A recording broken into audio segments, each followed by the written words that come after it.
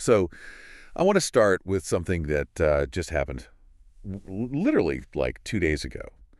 And it's one of those stories that sounds like it's from a movie script. The Colbert thing, right. It's wild. It's completely wild. Okay, Yeah. so picture this.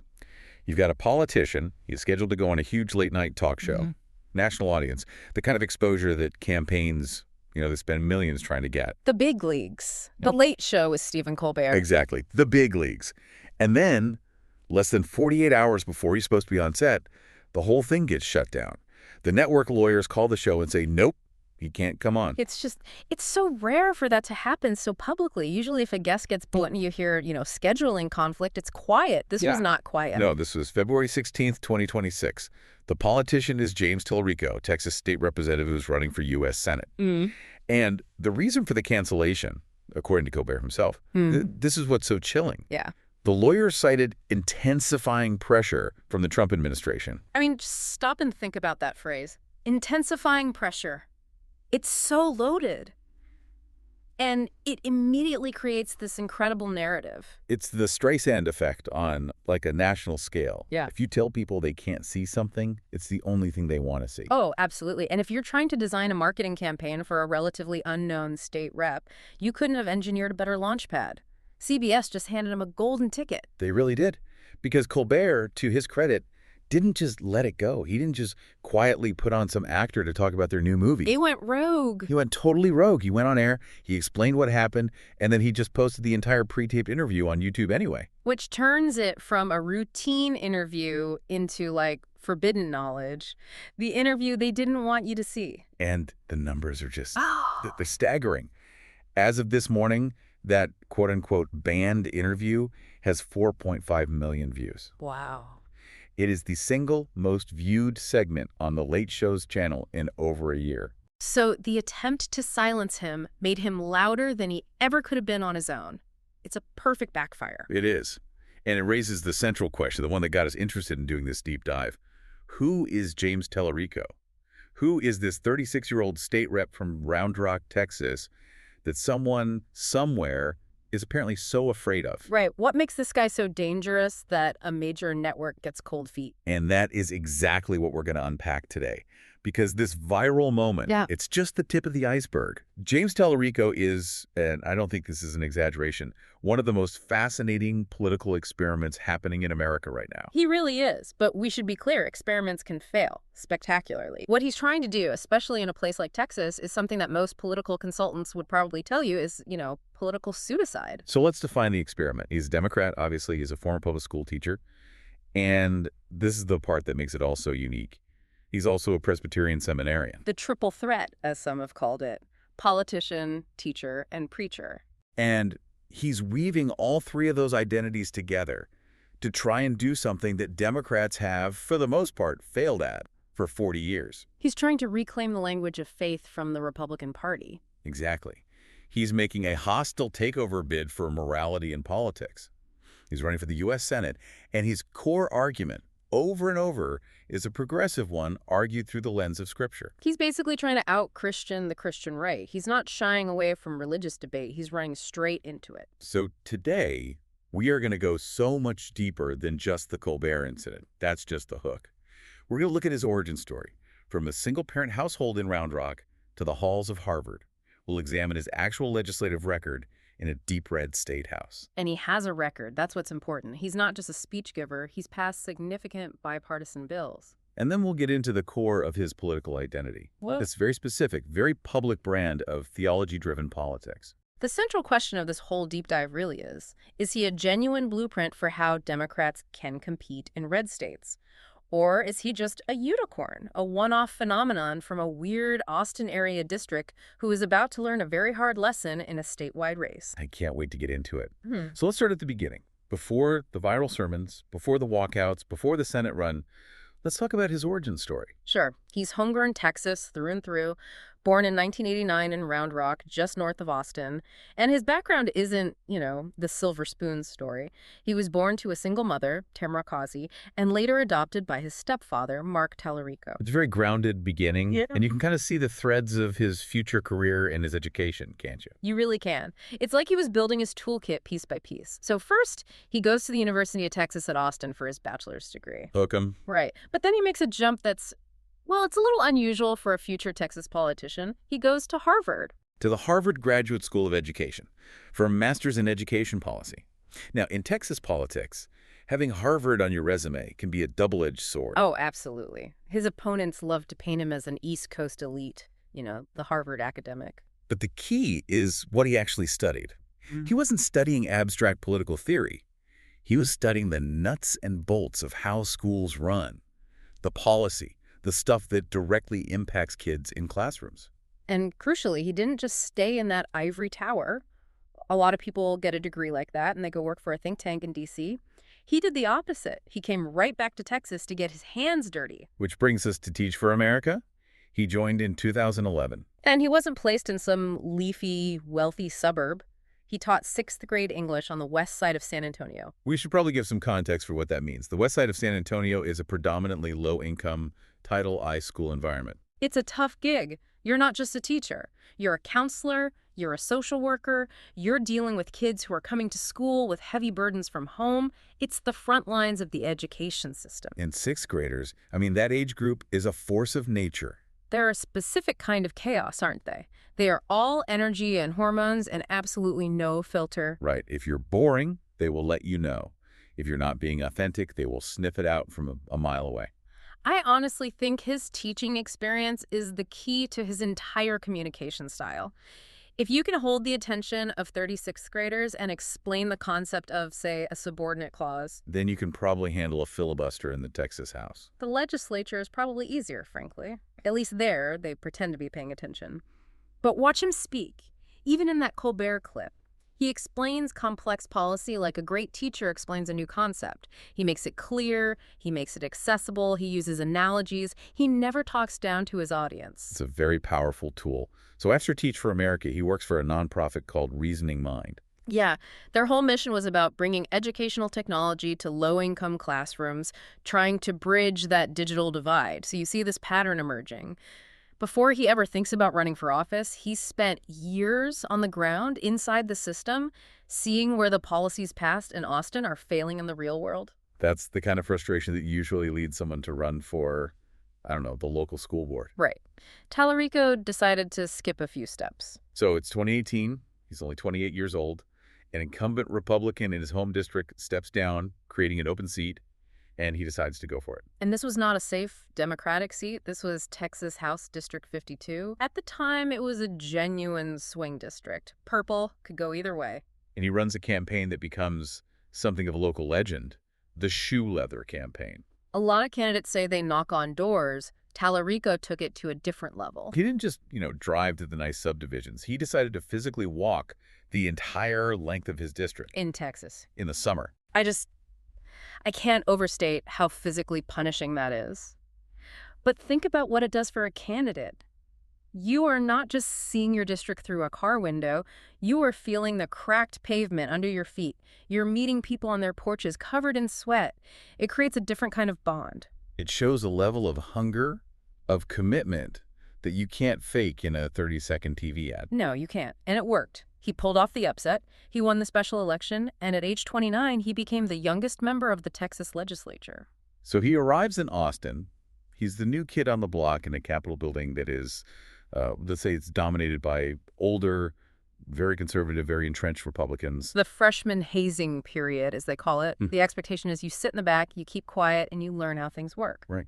Maybe you get to pass a resolution naming a highway after a local hero. If you're lucky. But that is not what he did. And this is a great transition into his actual legislative track record. Because it's easy to assume that a young, vocal progressive in a red state legislature is just going to be a protest voice, making speeches but getting nothing done. But that's not what the record shows.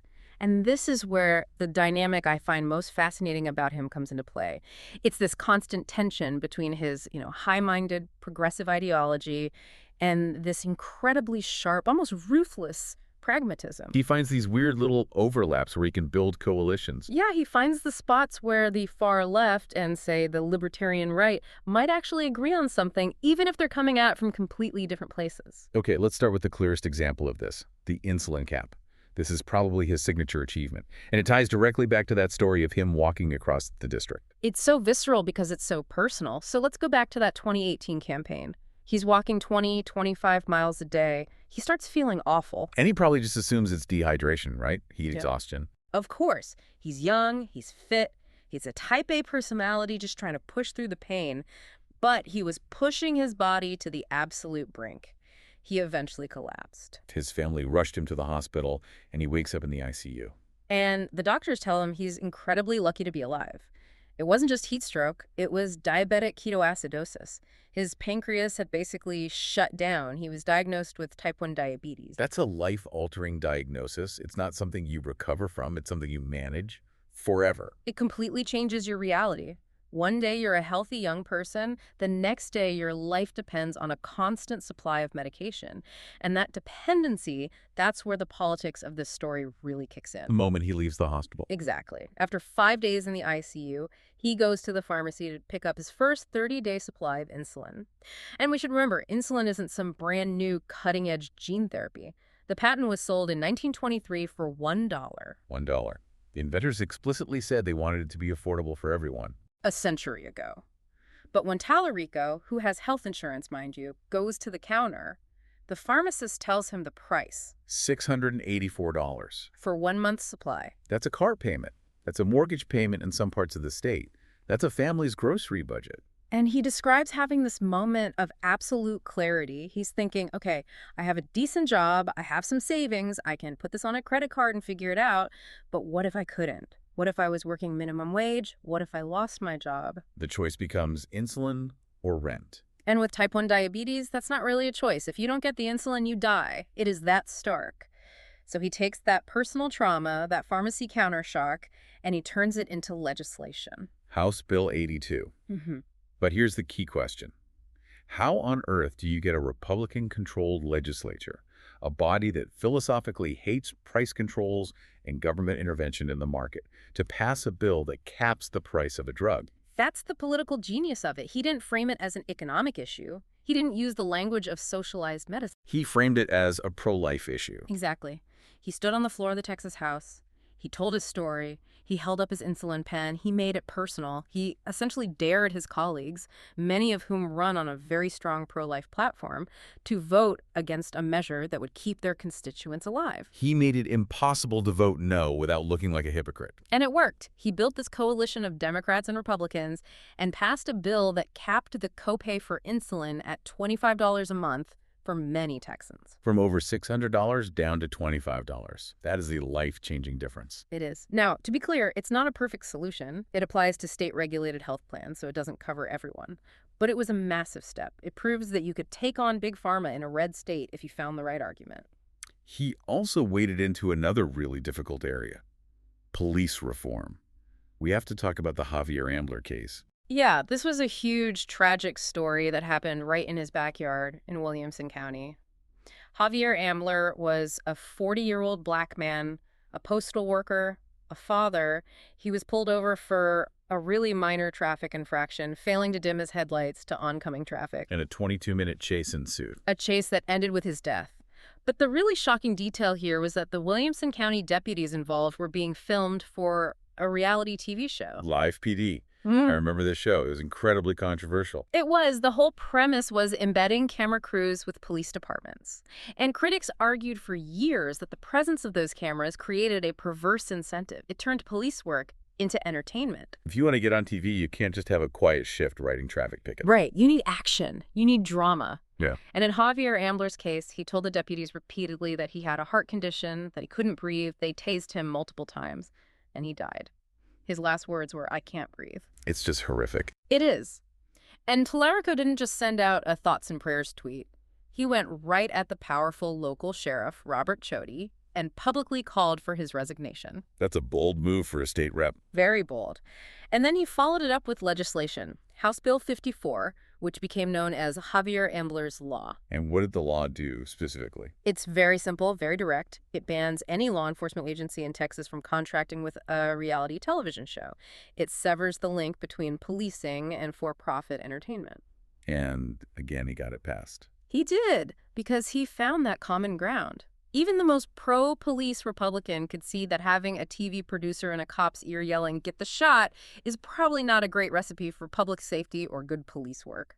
It seems his strategy is to find these issues that feel like they should be common sense, even if the policy solution is actually quite progressive. He frames them as moral issues, not partisan ones. But he doesn't win all of them. His big education agenda, for instance, ran into a brick wall named Governor Greg Abbott. Yes, the Great Recess debate. Laughs. It sounds so ridiculous when you say it out loud. It does. I mean, who could possibly be against recess? Well, Talarico had this package of bills he called the whole student agenda. Yeah. He got parts of it passed, like ensuring kids who are suspended still get their coursework. Yeah. But one bill, HB 455, would have simply required elementary schools to provide a certain amount of time for unstructured play, for recess. And Governor Abbott vetoed it. He vetoed it. The official reason was that it was an example of state overreach, that local school districts should decide their own schedules. Local control. But the optics are terrible. The governor who canceled recess. The optics are awful. But for Talarico, I think it was an important lesson. It showed him that even the most benign, common sense, nice bill could be sacrificed on the altar of a governor's political ideology. So that's the pragmatist. Yeah. The guy who gets things done. But there's a whole other side to his record.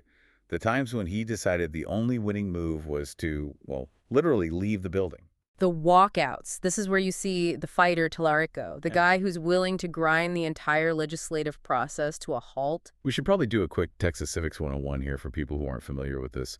The quorum rule. Right. In the Texas House, you can't hold a vote on a bill unless 2/3 of the members are physically present in the chamber. It's a constitutional requirement. So out of 150 members, you need 100 people in the room for business to happen. If 51 of them decide to go on a little trip. The whole system shuts down. The speaker can bang the gavel all day long, but no laws can be passed. So flashback to 2021. The Republican majority is pushing a set of very restrictive voting laws. Things like banning 24-hour voting, banning drive-through voting, empowering partisan poll watchers. And the Democrats just don't have the votes on the floor to stop it. They're in the minority. So they use their only remaining weapon. They fled. They chartered planes and flew to Washington, D.C., just outside the jurisdiction of the Texas Rangers, who could have arrested them and brought them back. Talarico was right there with them. It was a huge national story. But here's where the story gets a little more complicated and, honestly, more interesting. After several weeks, Talarico was one of the first Democrats to return to Texas. He was, and he caught so much hell for it, from his own side. Progressive activists, fellow Democrats, they were livid. They saw it as breaking ranks, as caving in. So why did he do it? What was his rationale? This is that pragmatism kicking in again. His argument was essentially that the walkout had served its purpose. The goal, in his view, was to run out the clock on the special session and, more importantly, to draw national attention to the issue to pressure Congress to pass federal voting rights legislation. Like the John Lewis Voting Rights Act. Exactly. He argued, we did that. We made our point. Now we need to go back and engage in harm reduction. His belief was that it was better to be in the room, fighting to amend the bill and make it less bad, than to stay in D.C. indefinitely while the Republicans eventually passed whatever they wanted anyway. It's a very calculated, almost cold political analysis. He's looking at the long game, while others are focused on the symbolic stand. It definitely showed an independent streak. He was willing to risk the wrath of his own base because he thought the strategy needed to change. But don't think for a second that it means he's afraid of a fight, because in 2025, he did it all over again. The redistricting walkout. Yes. The GOP tried to ram through a mid-decade congressional redistricting map, which is a huge no-no. You're only supposed to do it once a decade after the census. This was a pure power grab to lock in their majority. So he and 50 other Democrats walked out again. They did. And this time, the Republican leadership escalated things dramatically. The Attorney General, Ken Paxton, literally sued to have Talarico and the others expelled from the legislature. He tried to have them fired from their jobs for doing their jobs, in a way. He tried to have their seats declared vacant. It was a full-blown constitutional crisis. Talarico was facing the end of his political career. That's playing chicken with the entire democratic process. It is. He eventually returned before the Texas Supreme Court could rule, but the fact that he was willing to go that far to put his seat on the line shows you that when he thinks a fundamental principle is at stake, the pragmatist disappears and the fighter takes over. So you've got this fascinating mix. The guy who builds coalitions to cap insulin prices and the guy who flees the state to shut down the government. What is the through line? What connects those two sides of him? It's his faith. I am convinced that if you don't understand his theology, you can't understand his political calculus. It is the absolute core of the Talarico brand. Okay, let's dive into that. Section 3, the theology of James Talarico. And like you said, he doesn't hide this. He's not just a politician who happens to go to church on Sunday. No, he is actively studying for a Master of Divinity at Austin Presbyterian Theological Seminary. He's deeply involved in his church, St. Andrew's Presbyterian in Austin. He preaches guest sermons. This is central to his identity. And he often talks about the influence of his grandfather, who was a Baptist preacher. Right. And he says his grandfather taught him that religion is actually very simple. Not easy, but simple. It boils down to two things: love God and love your neighbor. It's the great commandment from the Gospels. It is. But Talarico does something really clever with it. He takes that simple phrase and he defines politics through it. He says, politics is simply the public application of how we treat our neighbors. That's a powerful reframe. It's a brilliant reframe because once you accept that definition, then every single policy debate becomes a theological debate. A budget is no longer a spreadsheet, it's a moral document. A healthcare bill isn't about economics, it's about whether or not we are loving our neighbor by healing them. And this framework is what leads him directly into his, what he calls his war on Christian nationalism. He is one of the most outspoken critics of Christian nationalism in the country. He calls it a cancer on our religion. He calls it idolatry. He says it's the worship of power instead of the worship of God. I'm looking at a quote from a sermon he gave in 2023. It went viral, got over 1 million views. He says that Christian nationalists have turned Jesus into a, and this is a direct quote, gun-toting, gay-bashing, science-denying, money-loving, fear-mongering fascist.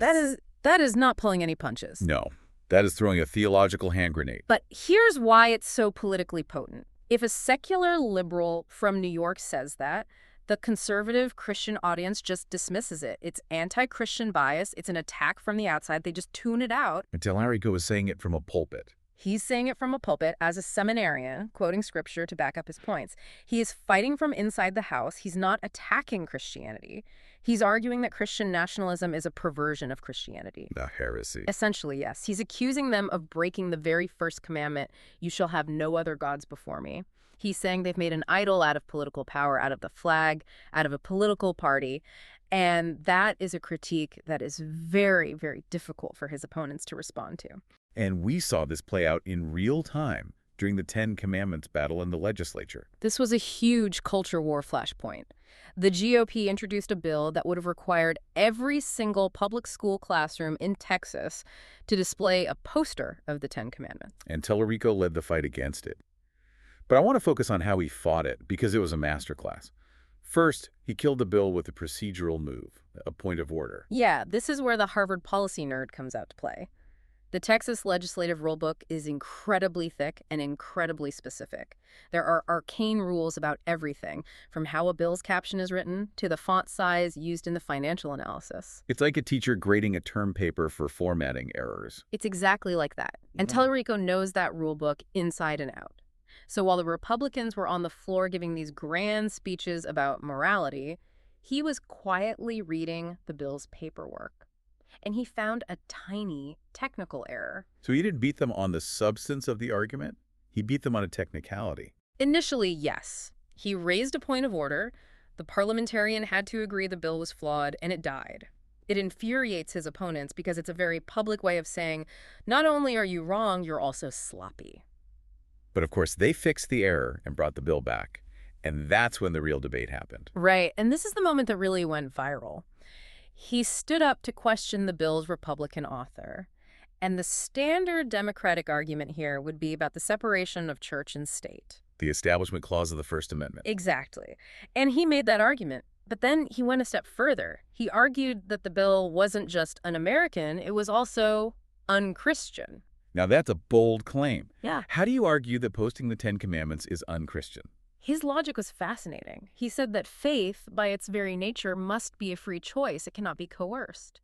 He argued that when the government mandates the display of a holy text, it cheapens it. It turns something sacred into just another government poster on the wall right next to the fire drill instructions. He's saying you're actually disrespecting the text by forcing it on people. Precisely. He was making both a libertarian argument, the government shouldn't be involved in religion, and a deeply theological one, that forced faith is not true faith.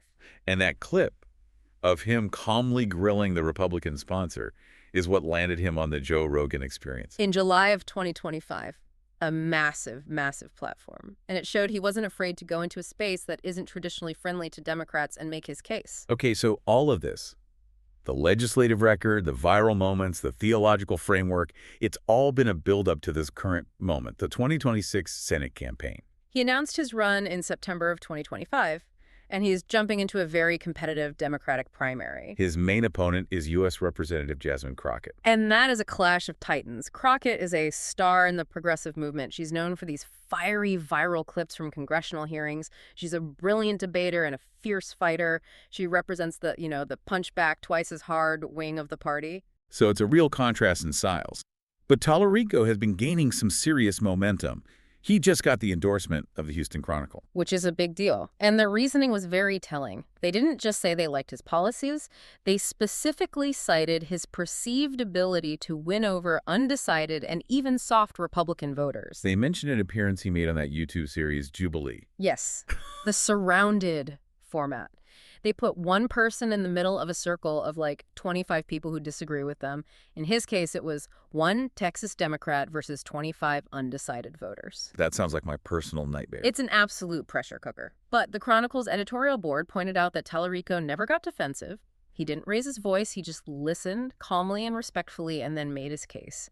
And you could see people in the circle start to nod along. It's that nice guy disruptor tactic again. It is. The Chronicle basically made the argument that while Jasmine Crockett is fantastic at firing up the base, Talarico might be the one who can actually expand the tent. So let's get into the specifics of what he's actually running on. What's the platform? It is, broadly speaking, a pretty standard progressive platform, but the way he brands it is pure Texas. Let's start with healthcare. He supports a universal healthcare system, a Medicare for all style public auction. But he doesn't call it that. He calls it Medicare for y'all. Medicare for y'all. I mean, it's just brilliant marketing. It really is. It takes this concept that has been relentlessly attacked as socialism, and it wraps it in the warmest, friendliest, most Texan word there is. Exactly. Medicare for all sounds like a federal government program. Medicare for y'all sounds like something your neighbor is inviting you to. It's communal, it's folksy, it's disarming. He does the same thing with immigration, using this front porch metaphor. This is one of his best rhetorical devices. He says, we need to treat our southern border like we treat our front porch.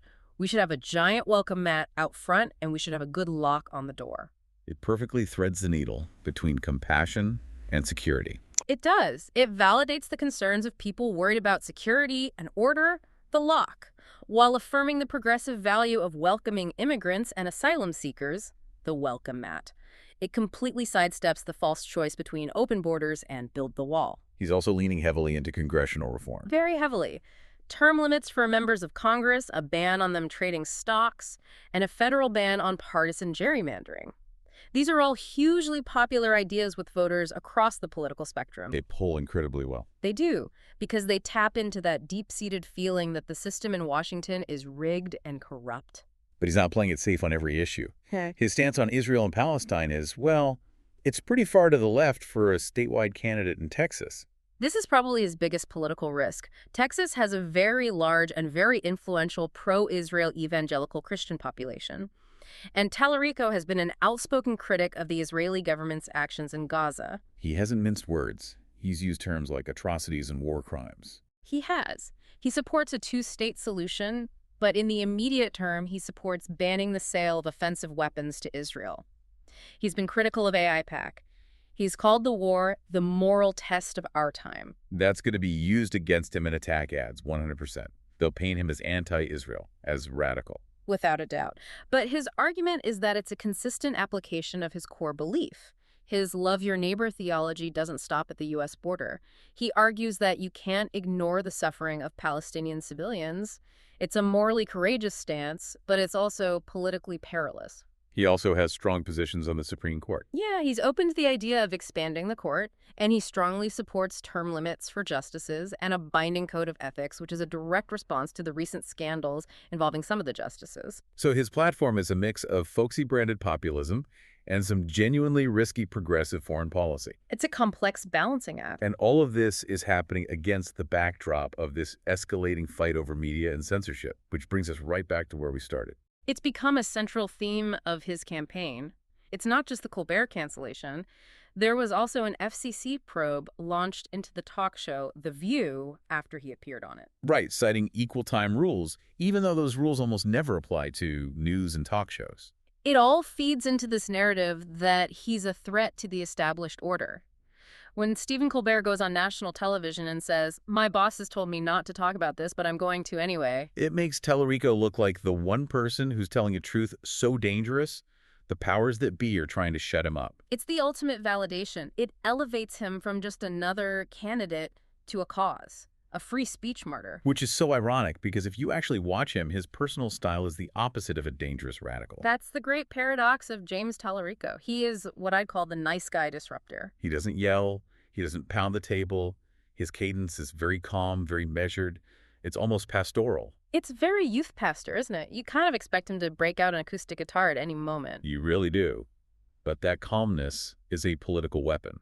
It's incredibly effective. It disarms people. When your opponent is red-faced and screaming about socialism and you're just calmly explaining your position, you automatically look like the more reasonable person in the room. It makes it very hard for them to land a punch. We also have to touch on his political survival skills. Right.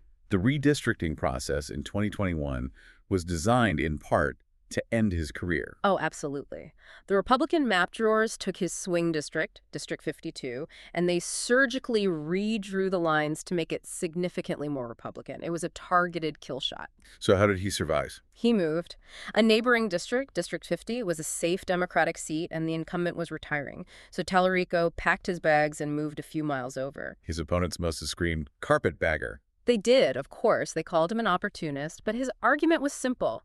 I was drawn out of my district. If I want to keep fighting for these values in the legislature, I have to be in a district I can win.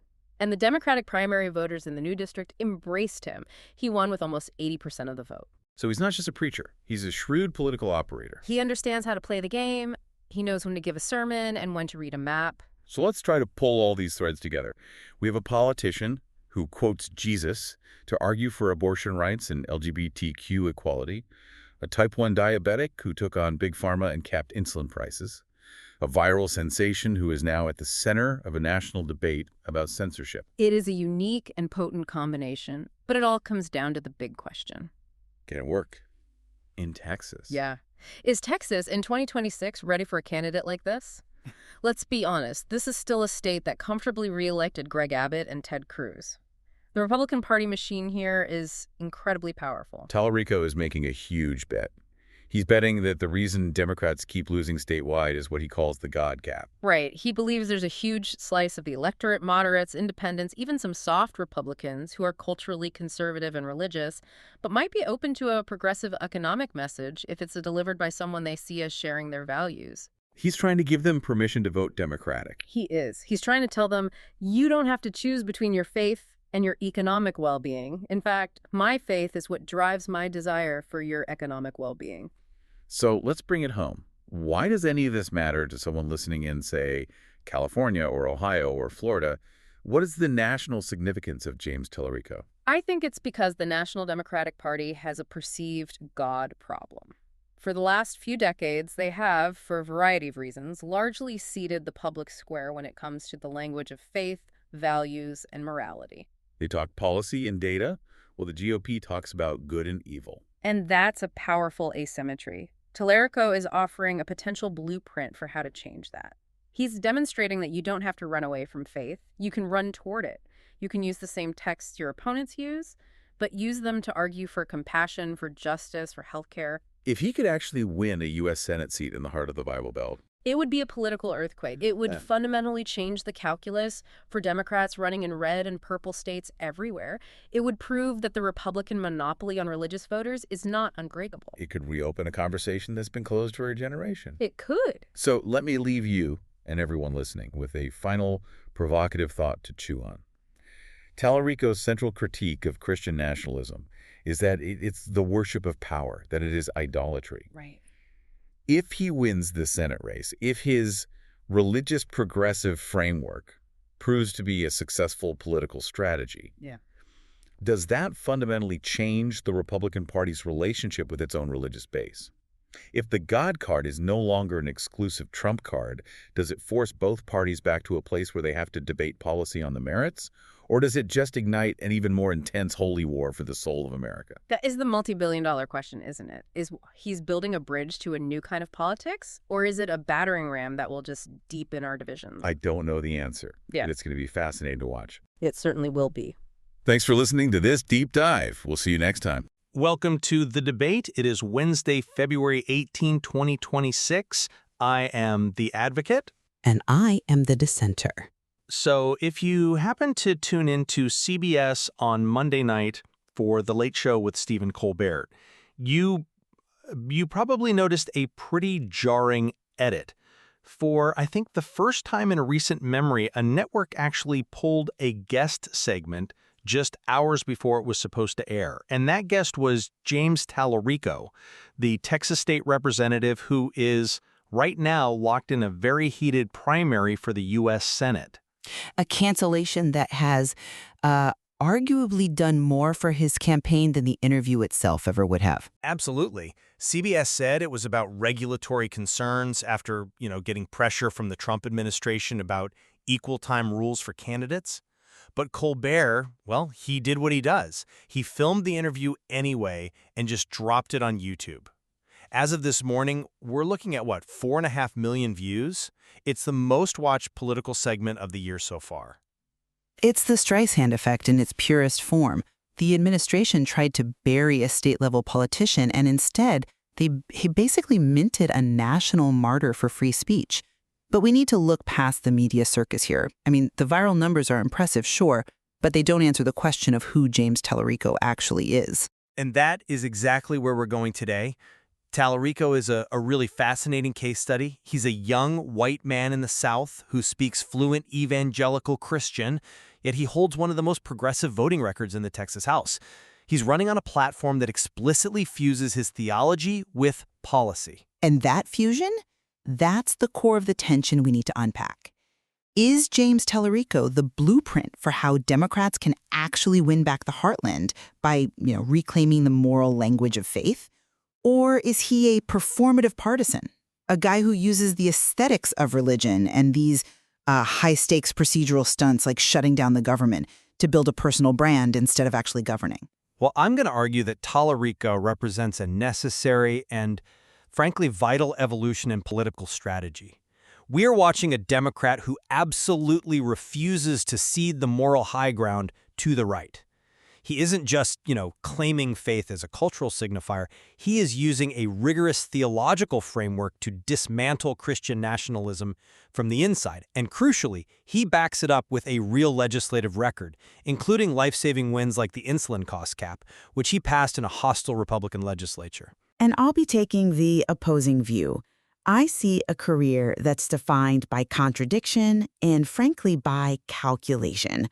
Talarico champions the separation of church and state when it suits him, tearing down the Ten Commandments in schools, yet he campaigns explicitly from the pulpit.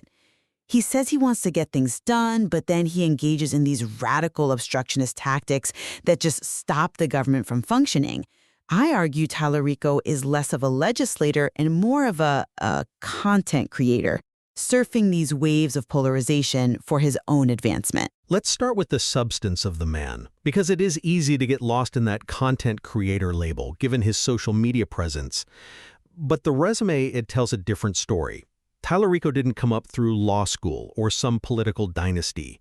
He started out as a middle school English teacher on the west side of San Antonio with Teach for America. Which is a noble start, but let's be honest, It's also become a fairly standard stepping stone for ambitious young politicals these days. Perhaps, but it grounded his policy perspective in reality.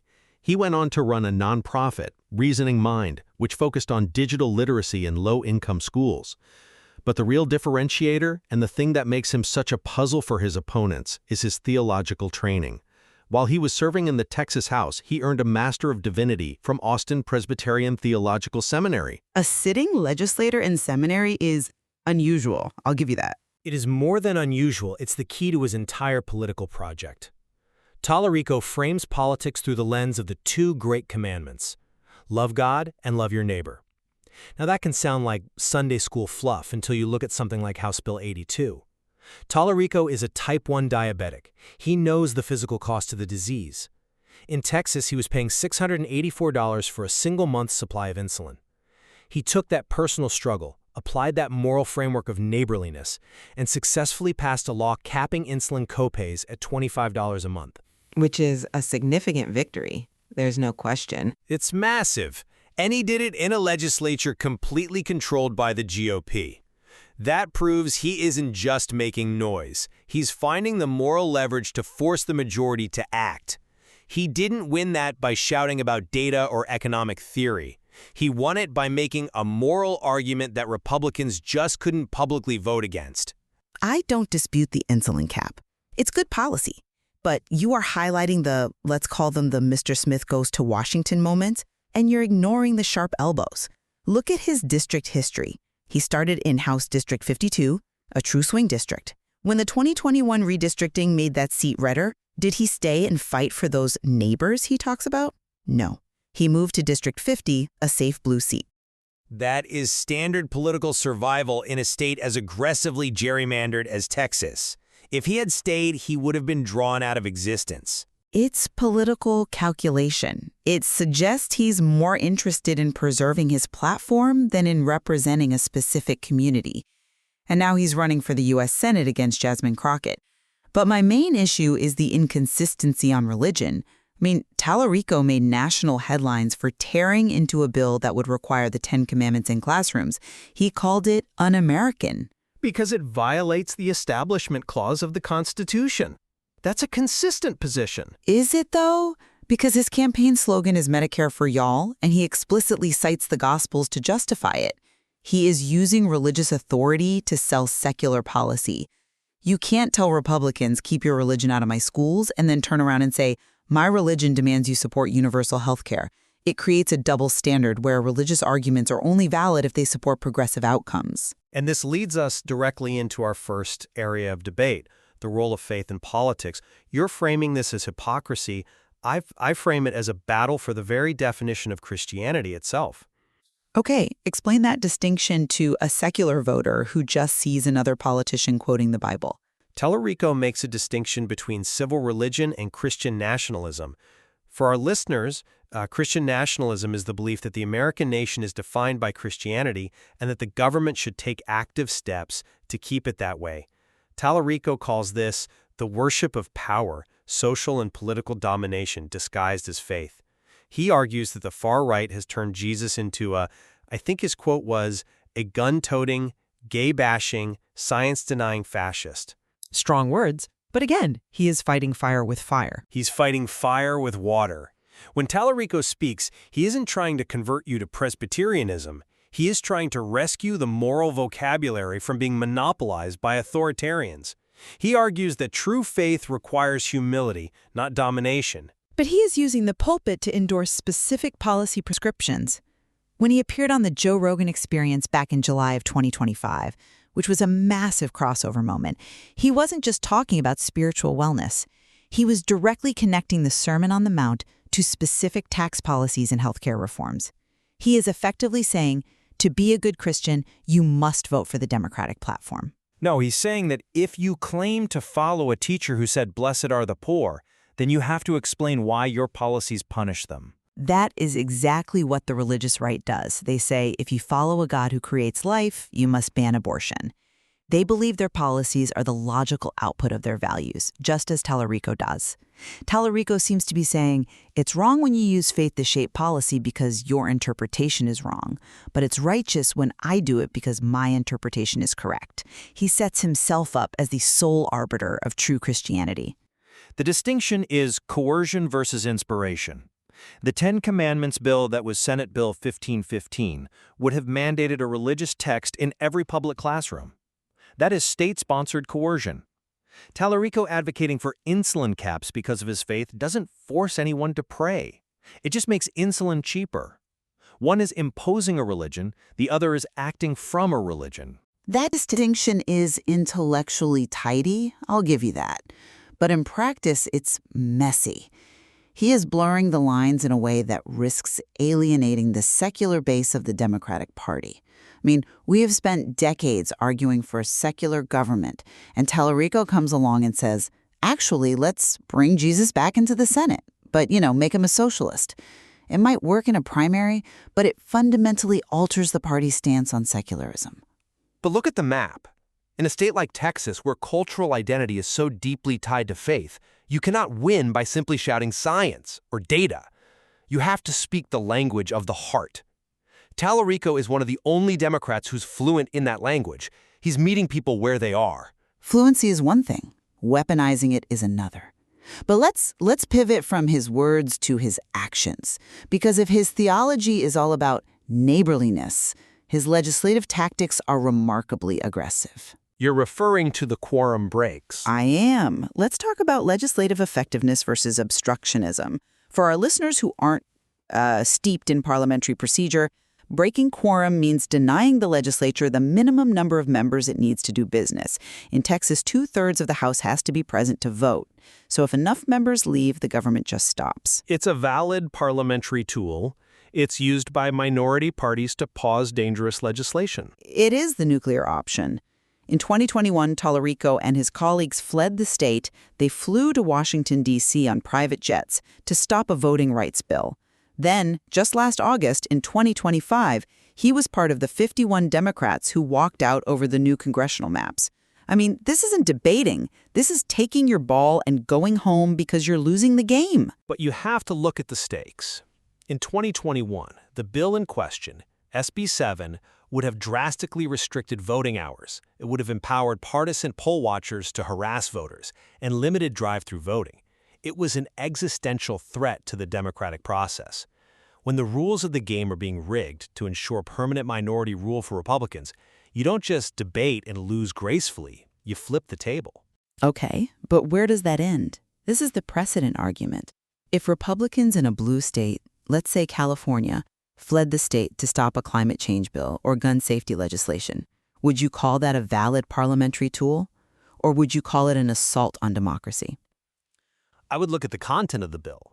If the bill restricts the fundamental right to vote, then resistance becomes a moral obligation. Not all bills are created equal. That's a subjective baseline that relies on your side always being the moral one. My point is about the degradation of the institution. By normalizing the shutdown of the legislature, Talarico is eroding the very system he claims he wants to save. And look at the result. In 2021, they stayed away for weeks. They got a lot of cable news airtime, but eventually they had to come back, and the bill passed anyway.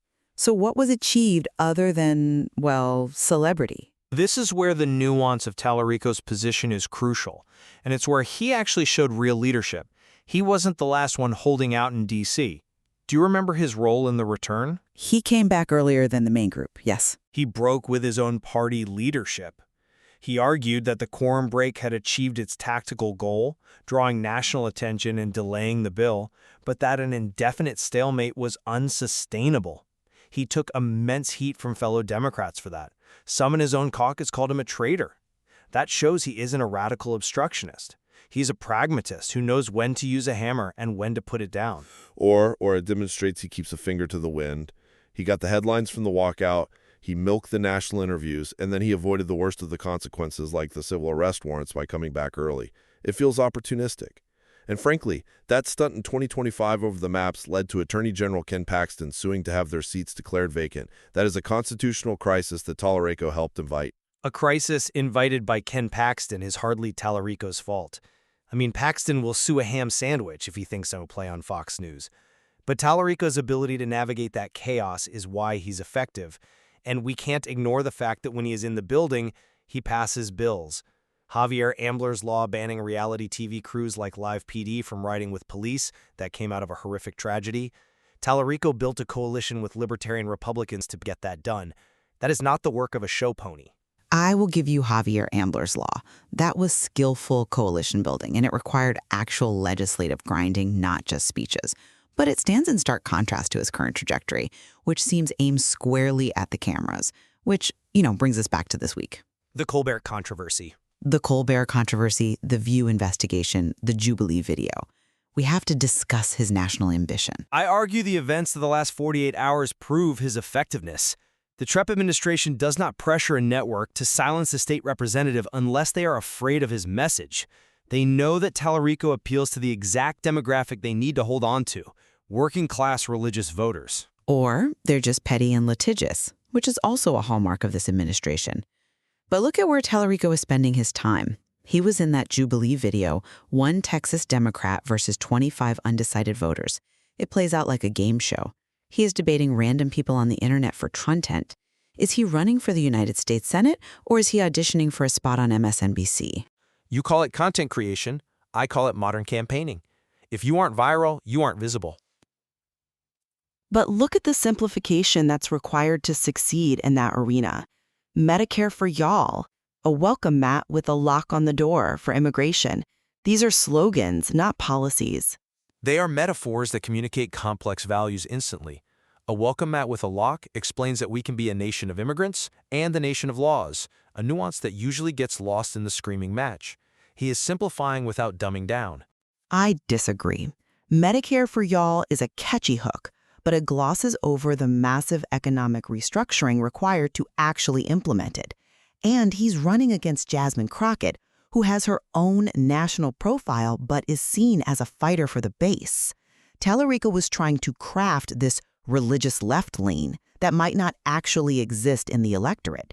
He risks alienating the secular progressive base, who are suspicious of any Jesus talk, while failing to peel off enough evangelicals who are locked into the GOP culture war. It's a high-wire act with no safety net. And that risk is exactly why he is the most interesting politician in the country right now. If he pulls this off, if he can unite the multiracial working class with disaffected voters of faith, he cracks the code that has baffled Democrats for 20 years. He offers a kind of permission structure for religious voters to vote blue again. If is doing a lot of heavy lifting in that sentence. Let's bring this to a close. James Talarico is attempting something that hasn't been done successfully in modern Texas politics. He is fusing the moral authority of the church with the policy goals of the left. He has the legislative receipts, insulin, police reform to show it's not just talk. And the fact that the White House tried to silence him this week suggests they know exactly how dangerous he could be to their coalition. He is certainly talented, and he is undeniably charismatic. But I remain skeptical of the method. Blurring the lines between church and state, even for good causes, degrades our secular institutions.